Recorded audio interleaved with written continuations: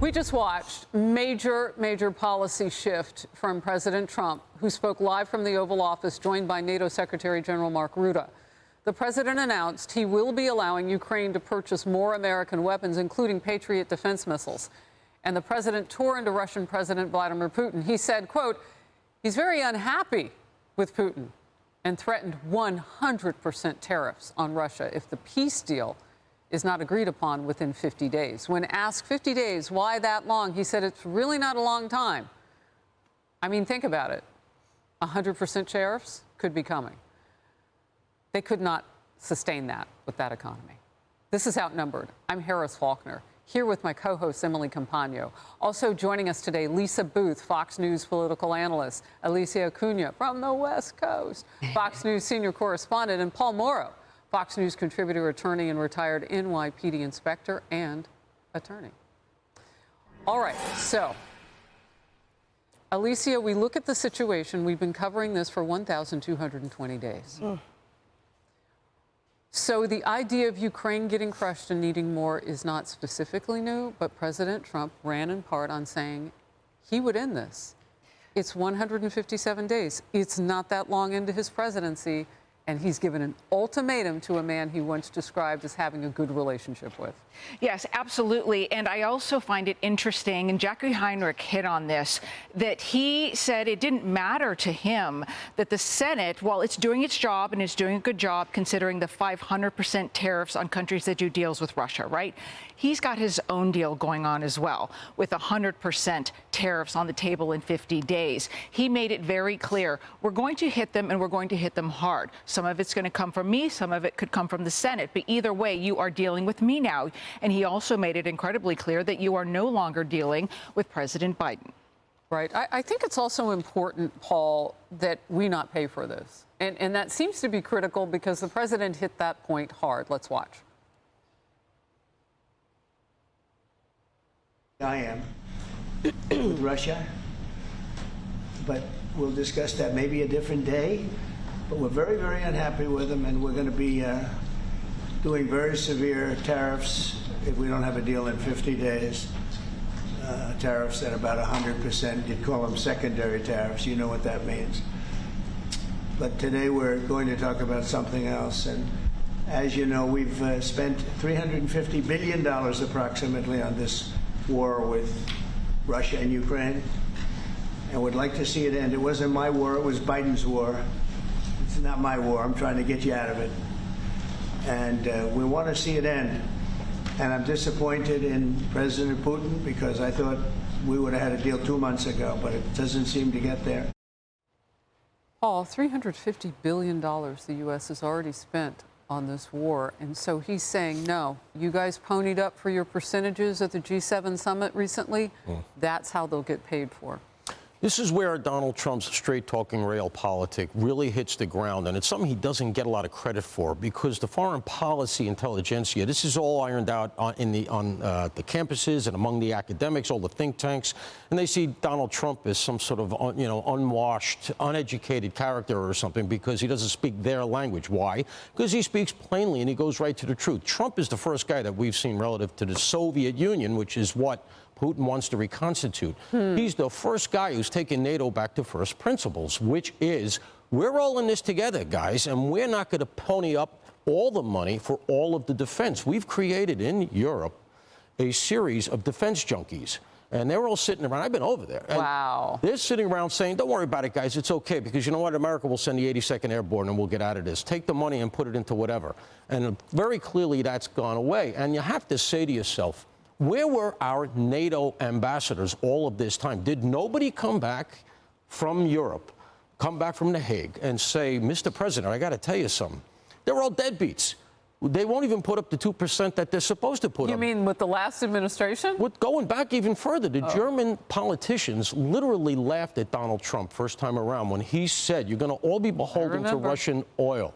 As far as the tariffs go, one thing I would just say we have to be cautious about. Russia loves to say we can survive anything, we're self-sufficient. They'll sacrifice a whole generation over there. And they are, right now, a wartime economy. A lot of people fear that if this gets resolved, he'll start another war just to keep his economy going. So right now, the Georgians, the people in the Baltics, they're all very concerned about the fact that if you end this one, we may have another one. So that's really interesting, Emily, because, you know, he doesn't share a border with Germany, but he's across the Baltic Sea from Germany. And the president just said the country that is talking so strongly about what would happen if Russia doesn't come to a deal and back down is Germany. He said, I won't tell you what we would do, but they're very bold about what they would do. And I wonder if it's not that Baltic proximity that has Germany going, we're also the ones with the most weaponry, so on and so forth. What's your take? Yeah, I think that's why we sort of saw today the signal of this like hard-lined renaissance happening in the approach.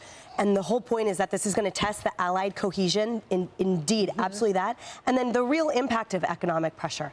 To that point, you know, will it actually work, or will Putin just spin out and start other wars? I thought what was interesting is that this sort of, as we tip into this next phase, so we have military support for Ukraine, right? It's structured around financial accountability, and then the stick is sanctions. But the whole point is we're going to see the barriers along the way, the challenges, right? Do the allies have budgets? Germany has said, we are going to spend a lot, but at a certain point, there's obviously a finite end. Will the tariff timeline hold? Diplomacy with Russia may falter under inflexibility, obviously, because look at what Trump mentioned. And we talk on the phone, everything's cool, and then he goes ahead and bombs everyone. So there's not a lot of predictability with that model. If you can't predict with any type of confidence what the other person's going to do. And then I think there might be domestic criticism in just that it might undermine global diplomacy, the argument goes, and then obviously with China weighing in. So I think this is a test, but I know I have my money on the president because he won't falter. Yeah. The wild card is Putin.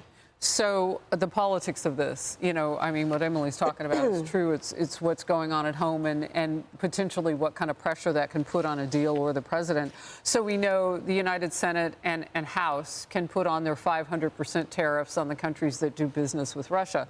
And the president said, well, Senator John Thune's coming over and we're going to talk about that. Now, I assume he means to the White House. Coming over to his house, right? The people's house. But on top of that, he says, I can do my own deal. So that's what you were talking about, Alicia. And he said, and I could put that up to 100%. So if people can't afford to do business with them and they can't afford to do business with us, where are they going to get their stuff? Well, I also think it's smart politically for President Trump to remove us slightly from saying, look, NATO is going to buy these and then these weapons and then distribute them. We're not doing it. And that's also where you see President Trump, not just the commander in chief, but the business guy, right? He's always looking out for the bottom line of Americans with they're going to buy these weapons, getting Ukraine to sign a minerals deal, getting NATO to pay more, increase their spending by 5%. So we see the business guy in President Trump. Look, I have concerns similar to what Paul expressed about, you know, is this war never ending with Russia and Ukraine? Will it ever end? You know, Russia has a larger military. They have more people to sacrifice at the altar of this war. However, I think President Trump deserves our deference. He's always right. When has he been wrong about foreign policy? His naysayers are everyone said there was going to be a World War III after, you know, sending those bombs to Iran and taking out some of their nuclear facilities or at least badly damaging them. That didn't come to fruition, right? So he's repeatedly been, or, you know, moving the embassy to Jerusalem. Everyone was worried about that, right? So everyone has been wrong. He's always been right. So he deserves our deference. And then also, this is a guy who's really interested in peace, as he pointed out, ending that 30-year war between Congo and Rwanda, which he doesn't get any credit for. So, you know, look, I'm a wait and see on this, but I think he has earned our respect and he's earned our deference because he has repeatedly been right and his naysayers are wrong. Well, look, in India and Pakistan that were ready to have a hot war. He ended that in a weekend. Look, real quickly, because I think this is worth knowing. Patriot missiles in certain countries as of 2022. So who else has these, right? So that they can, some of them are in NATO, some of them are not. The U.S., obviously, the Netherlands, which for 14 years, Rutte was their prime minister, so we know that we can get a good count on them there. Secretary of Defense Pete Hegseth has been going around and calculating where all these things are. Germany has them, Japan, Israel, Saudi Arabia, Kuwait, Taiwan, Greece, Spain, South Korea, United Arab Emirates, Qatar, Romania, Sweden, Poland, Bahrain, and Switzerland. Just to give an idea of where there are other Patriot missile systems, because that comes into play, some of those countries in NATO. Your last quick thought. I'm heartened to see Poland there. Look, and when I talk about Europe in terms of defense spending and defense posture, I don't mean Eastern Europe, because their proximity to Russia means that they can't afford to be overly idealistic and burn their money on, Green New Deals and stuff like that. There are some very tough characters over there. They got it at the end of World War II. That's not that long ago in geopolitical time. And we have to essentially return to a 1950 posture or so, in the era when you had Khrushchev banging his shoe on the table saying, "We will bury you." We're not that far distant from that. Wow. Hey everyone, I'm Emily Campagno. Catch me and my co-hosts Harris Faulkner and Kaylee McEnany on Outnumbered every weekday at 12 p.m. Eastern, or set your DVR. Also, don't forget to subscribe to the Fox News YouTube page for daily highlights.